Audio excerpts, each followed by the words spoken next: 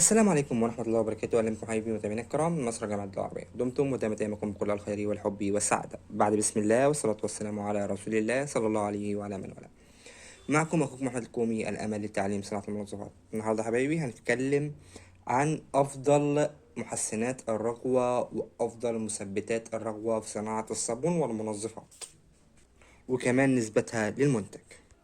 هنتكلم على أول محسن معانا وهو التكسبون. التكسبون بيكون جل بالمنظر ده. التكسبون يا جماعة وهيكون ظاهر قدامك دلوقتي على الشاشة.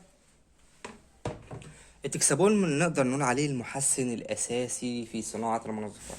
محسن، ولكن من المحسن اللي تقدر تقول عليه أساسي. في الشاور أساسي، في الصابون أساسي. في ناس طبعا بتشتغل من غيره، ولكن هنا عشان بتعمل تركيبة بتكلفة رديئة جدا.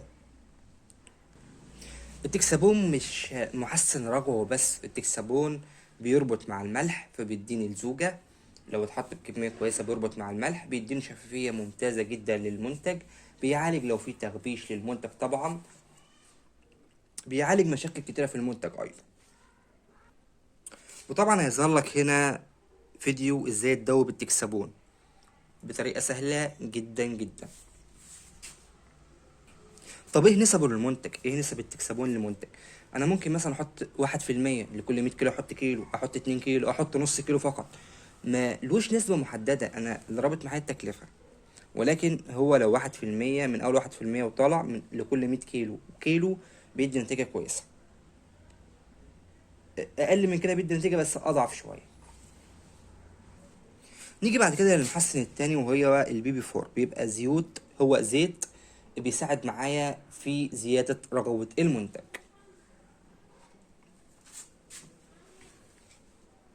وطبعا في منه انواع كتيره وتركيزات كتيره في السوق.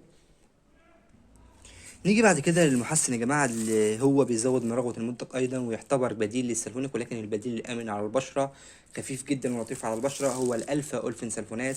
في منها الالفا اولفين سلفونات، في منها السايله وفي منها البودر. تركيز البودر بيبقى اعلى بكتير.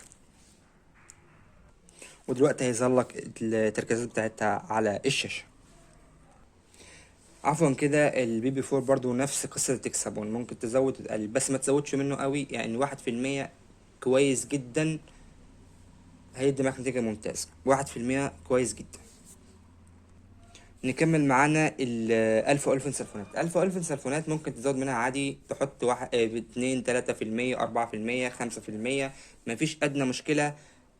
مادة ممتازة جدا، هتزود معاك من الرغوة، وكمان هتديك معاك نظافة ممتازة جدا، لأنها بقولك تعتبر بديل آمن للسلفونيك، الآمن على البشرة. نيجي بعد كده حبايبي للكامبرلان الكي دي، وهي مادة مثبتة للرغوة ورفيعة للزوجة، تستخدم في الصابون، تستخدم في الشاور. مادة ممتازة جدا في تثبيت الرغوة وليس تعزيز الرغوة. ممكن احطها بنسبة 1% في الصابون، هتدي نتيجة كويسة معايا، او 2%، 3% عادي جدا. وممكن الكامبرلان يا جماعة يعدي 5% في الشاور. يعني لو بتعمل شاور عشان يدي معاك الزوجة ممكن يعدي لحد 5% عادي جدا. طبعا اللي بيحسب معانا ده كله التكلفة اللي بتحدد معانا هنحط قد ايه، عاوزين منتج عامل ازاي.